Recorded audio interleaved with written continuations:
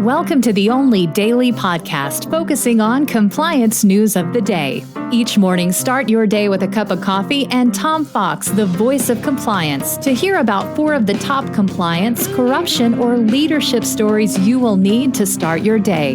The Daily Compliance News is a production of the Compliance Podcast Network. The Daily Compliance News for April 3, 2025, the Tribute to ICE edition.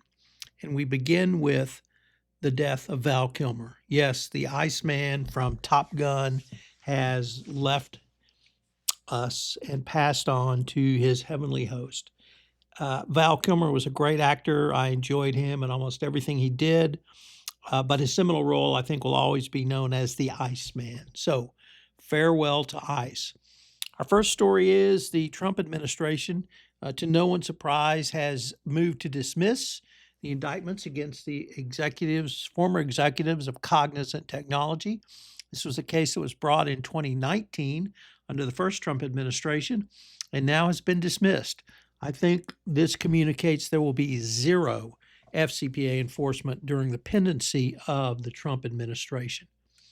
Our next story is the judge, Dale Ho, has dismissed the case against Eric Adams, and in his dismissal, sharply criticized the Department of Justice for their politicalization of the case and using it to basically extort cooperation from Mayor Eric Adams in their attempt to deport immigrants.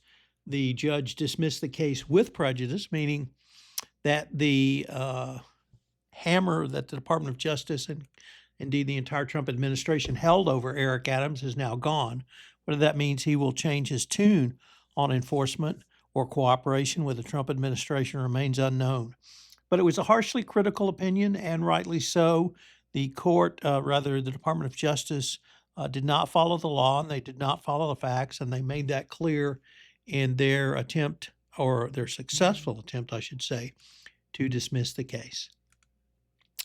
Next up from the BBC, in a really interesting article, Nigeria's president has appointed Bayo Arjuli, a former Shell executive, to lead this Nigerian state-owned oil company, the Nigerian National Petroleum Company, literally one of the most corrupt state agencies or government-owned agencies in the world, at sweeping reforms, at cleaning up the sector dogged by corruption, pollution, and decades-long inefficiency. He was picked for this crucial overhaul. The president added the restructure, which involves replacing the entire board, was necessary to help drive economic growth in Africa's biggest oil exporter. If you've ever done business in Nigeria, you know its perception is one of the world's highest for corruption, so this can only be seen as a positive step, and maybe something will happen this time. And our final story is that the 2 top officials, or really the 2 people in the SEC's FCPA unit, Charles Kane and Tracy Price, are both leaving the agency.